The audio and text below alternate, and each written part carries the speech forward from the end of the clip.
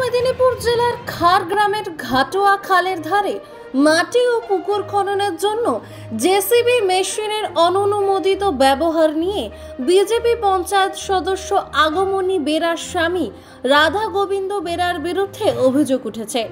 পূর্ব মেদিনীপুর জেলার পটশপুর থানার খারগ্রাম দিয়ে বয়ে গিয়েছে ঘাটোয়া খাল। সেই খালের পাশে মধ্য খার বুথে রয়েছে বিজেপির বুথ সভাপতি স্বপন দাসের একটি পুকুর। সেই পুকুর গভীর করে কেটে বালি তুলে বিক্রি করার অভিযোগ। পাশাপাশি ক্ষতি হচ্ছে সাধারণ মানুষের যাতায়াতের, কারণ ঢালাই রাস্তা এবং পাশে রয়েছে ঘাটোয়া ব্রিজ।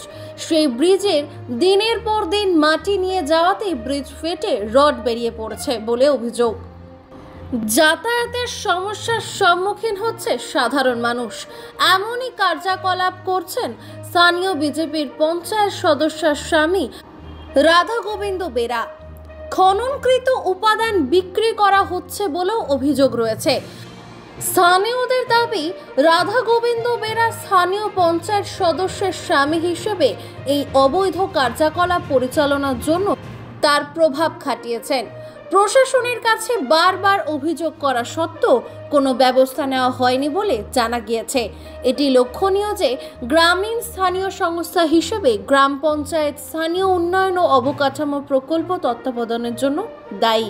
আমাদের মধ্যকার বুথের বিজেপি পঞ্চায়েতের স্বামী রাধা গোবিন্দ বেরা দিনের পর দিন বুথের মধ্যে পুকুর খনন করে মাটি তৎসহ বালি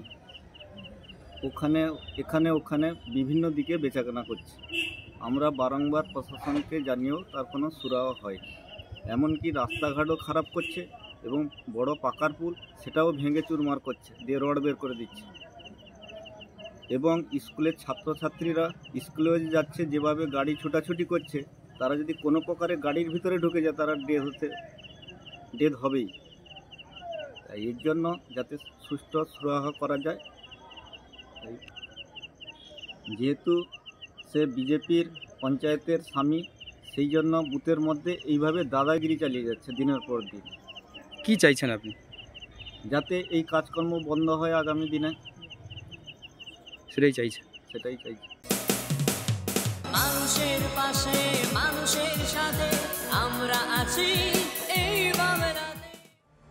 আপনারা দেখছেন সংবাদ শিরোনাম। দেখলেন তো অনেক কিছু, এবার দেখুন নতুন কিছু।